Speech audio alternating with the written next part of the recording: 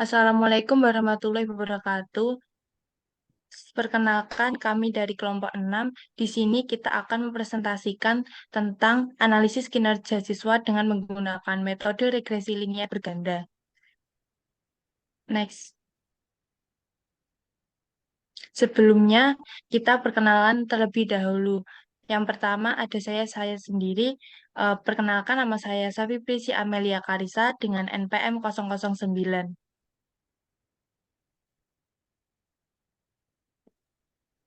Selanjutnya saya yaitu Fitiana Ramadhani dengan NPM 059. Dan dengan saya sendiri, Nova Putri Sugiyati dengan NPM 088. Dan saya, Laurencia Rosomoli berusia Guguk dengan NPM 220830101113.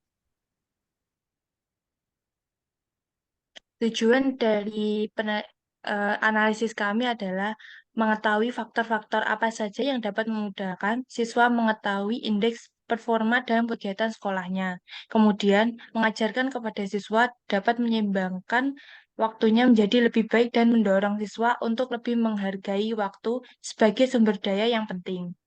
Next. Manfaatnya yaitu untuk siswa, para siswa dapat mengetahui faktor-faktor apa saja yang mempengaruhi indeks performa setiap siswa, serta dapat mengoptimalkannya pada bidang akademik dan non-akademik sehingga siswa dapat meningkatkan efisiensi dalam kegiatan-kegiatan di sekolah. Yang kedua, untuk industri, yaitu membantu meningkatkan kualitas para siswa dalam kegiatan sehari-harinya, sehingga dapat membantu setiap siswa untuk dapat meningkatkan performa yang harus dicapai semestinya oleh siswa.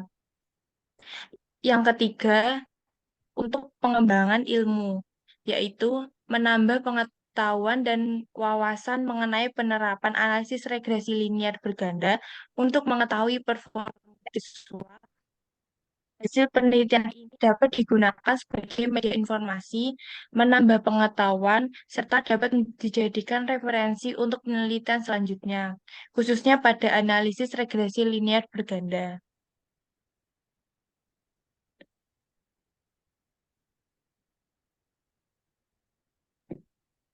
Regresi linear berganda yaitu secara umum studi ketergantungan satu variabel yang bergantung atau variabel dijelaskan atau variabel tak bebas pada satu atau lebih variabel lain atau variabel penjelas antara dua atau lebih variabel independen dan satu variabel dependen.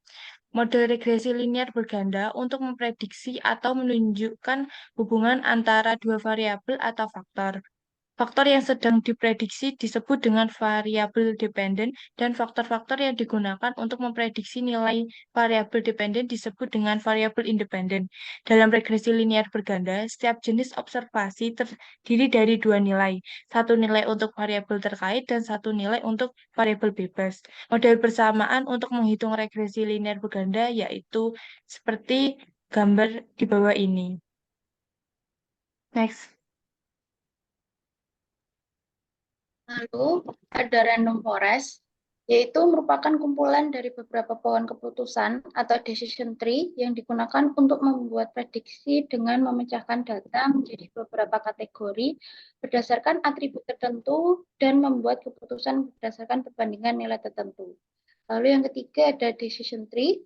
Konsep dari decision tree adalah mengubah data menjadi pohon keputusan dan aturan-aturan keputusan yang telah menyatakan bahwa pohon keputusan adalah metode klasifikasi dan prediksi yang mengubah data menjadi pohon keputusan dan aturan-aturan keputusan. Next. Lalu yang keempat ada mean absolute percentage error atau MAPE, adalah metode yang dipakai untuk menghitung tingkat akurasi atau prediksi. MAPE sendiri memberikan informasi tentang tingkat kesalahan ramalan dibandingkan dengan nilai sebenarnya dari rangkaian. Semakin kecil persentase kesalahan MAPE, maka semakin akurat hasil nilai prediksinya. Berikut merupakan rumusnya. Lalu yang kelima ada Python. Python sendiri adalah bahasa pemrograman interpretatif yang dianggap mudah dipelajari serta berfokus pada keterbacaan kode. Next.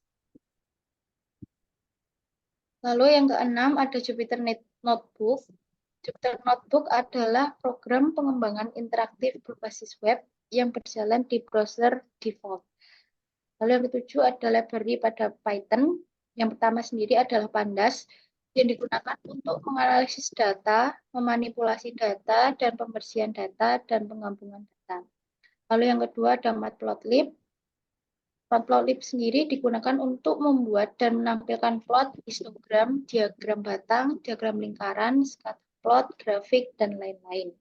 Lalu yang ketiga ada Seaborn, untuk menampilkan grafik statistik yang menarik dan informatif. Yang keempat ada scikit-learn, yang digunakan untuk pembelajaran machine learning. Yang kelima ada NumPy untuk operasi matematika. Yang keenam ada Stats Models, yang digunakan untuk perkiraan banyak model statistik yang berbeda, serta untuk melakukan tes statistik dan eksplorasi data statistik. Next. Lalu ini ada penelitian terkait. Yang pertama, penelitian yang telah dilakukan oleh Eka Hartati dan kawan-kawan pada tahun 2020. Dari hasil penelitian ini berjudul Analisis Kepuasan Pengguna Website SMK Negeri 2 Palembang menggunakan regresi linear berganda. Lalu yang kedua, penelitian yang dilakukan oleh Aji Prasetyo dan kawan-kawan pada tahun 2021 dengan judul penelitian Prediksi Produksi Kelapa Sawit menggunakan metode regresi linear berganda, yang dimana isinya membahas tentang hasil penelitian yang telah dilakukan oleh PT Perkebunan Nusantara 1 atau PTPN 1 untuk memprediksi hasil produksi kelapa sawit. Lalu yang ketiga, penelitian yang dilakukan oleh Vika Octavia Luciana dan kawan-kawan pada tahun 2021 dengan judul penelitian estimasi laju pertumbuhan penduduk menggunakan metode regresi linear berganda pada PBPS Simalungun, yang membahas tentang permasalahan data atau data explosion. Next. Lalu di sini ada metodologi penelitian. Yang pertama yaitu pengumpulan data. Pada tahapan ini, data yang dikumpulkan adalah data training yang bertujuan untuk memecahkan suatu masalah prediksi pada kinerja siswa yang didapatkan melalui situs website Kaggle, dan data yang diambil berisikan 6 atribut yang terdiri dari hours studied, previous course, extracurricular activities, sleep hours, sample question papers practice, dan performance index. Klasifikasi menggunakan decision tree dan analisis menggunakan metode regresi linear berganda. Next. Lalu yang kedua ada analisis dan pengodoan data. Pengodoan dilakukan dalam pemrograman berbasis desktop programming agar dikenali oleh komputer sehingga menjadi sebuah sistem yang memiliki solusi dari permasalahan untuk mengetahui kinerja siswa. Lalu yang ketiga ada penarikan kesimpulan. Dari penggunaan metode pengolahan data kuantitatif di atas, kita bisa menarik kesimpulan secara keseluruhan yang telah dikumpulkan sebelumnya. Penggunaan teknik analisis data yang tepat akan mampu mendeskripsikan data penelitian sehingga memudahkan kita atau orang lain agar bisa dipahami. Hasil kesimpulan dari penggunaan metode tersebut pada data di atas bisa disajikan ke dalam bentuk yang menarik seperti plot atau grafik.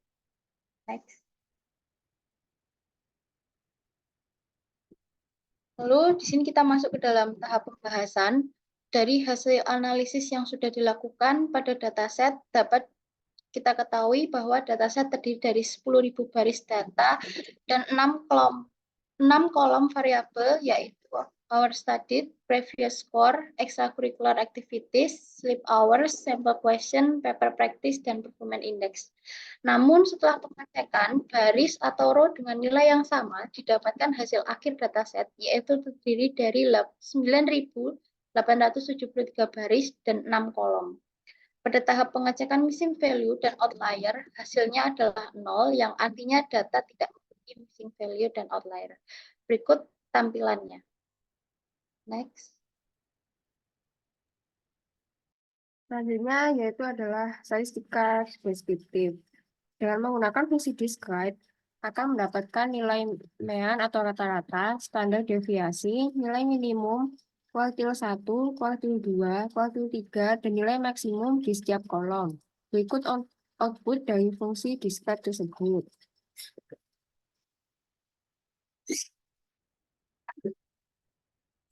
Distribusi uniform adalah distribusi yang merupakan probabilitas yang sama pada setiap kejadian, tidak dikategorikan, dan ruang sampelnya dibatasi.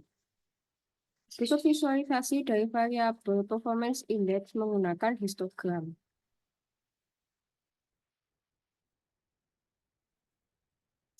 Distribusi normal merupakan fungsi probabilitas yang menunjukkan distribusi atau penyebaran suatu variabel. Umumnya distribusi normal dibuktikan dengan grafik simetris yang disebut dengan kurva lonceng atau bell curve. Semua data dapat dikatakan distribusi normal ketika kurva akan memuncak di bagian tengah dan melandai di kedua sisinya dengan nilai setara.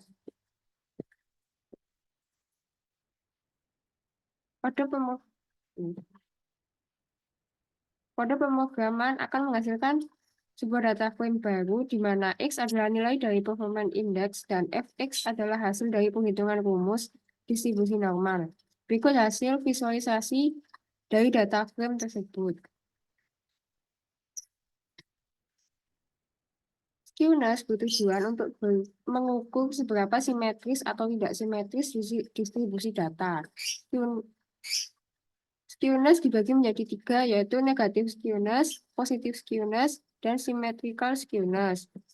Dari hasil kode pemrograman, didapatkan nilai modus yaitu 67 yang muncul sebanyak 182 kali, nilai rata-rata atau mean sebesar 55,22, nilai tengah atau median sebesar 55, nilai standar deviasi sebesar 19,2076, dan nilai skewness sebesar 0,0338. Berikut visualisasi dari pemrograman tersebut. Dari hasil pemrograman tersebut, dapat disimpulkan bahwa data dengan variabel performance index masih tergolong ke symmetrical skewness dengan nilai 0,0338.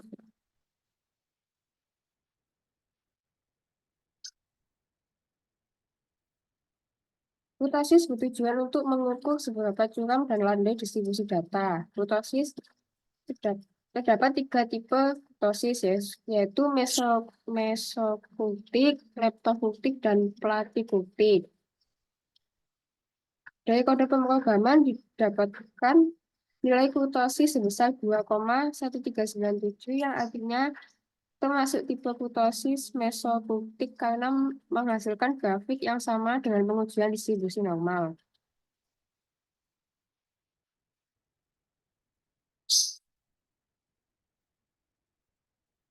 Uji korelasi adalah untuk menguji hubungan dua variabel dengan skala pengukuran numerik. Uji korelasi yang dilakukan pada analisis ini adalah menggunakan metode uji korelasi Bergson. Dari hasil tersebut didapatkan bahwa terdapat satu variabel yang memiliki korelasi positif yang kuat, yaitu previous score dan performance index dengan nilai korelasi sebesar 0,92. Next. Berikut penggambaran visualisasi korelasi melalui heatmap.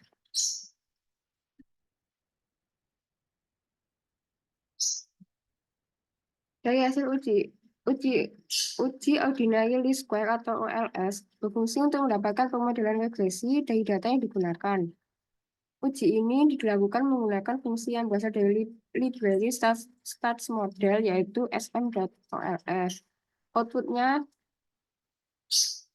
dapat dilihat pada gambar. Model regresi yang didapatkan dari uji OLS adalah min 34,0,689 ditambah 2,8527 kali X1 plus 1,0183 X2 plus 0,6167x3 plus 0,4803x4 plus 0,1939x5. Dari hasil uji F didapatkan nilai F sebesar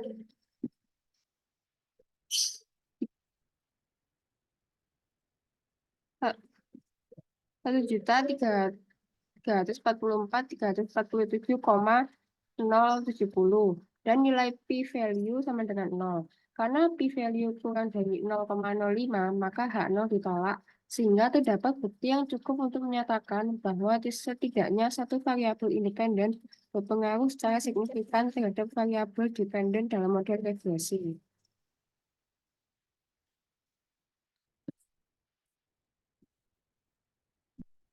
Pengembangan model dan evaluasi. Dari tabel tersebut dapat dilihat bahwa nilai R2 yang paling besar berasal dari model pertama, yaitu linear regression sebesar 0,98 atau 98,8%, sehingga dapat disimpulkan bahwa model linear regression memiliki akurasi penilaian yang paling tepat. Next.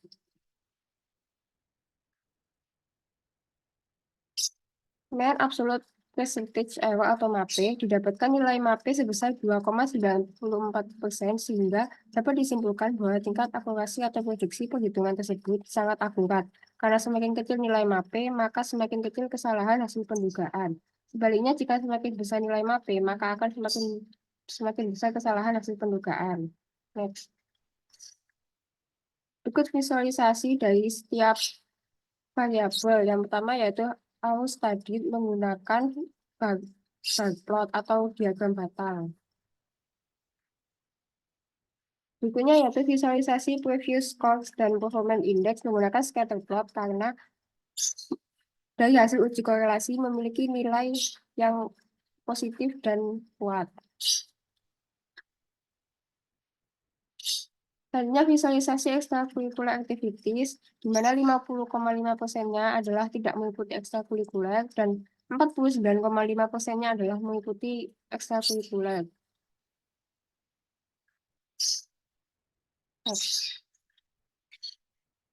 Selanjutnya adalah visualisasi sleep hour menggunakan diagram batang.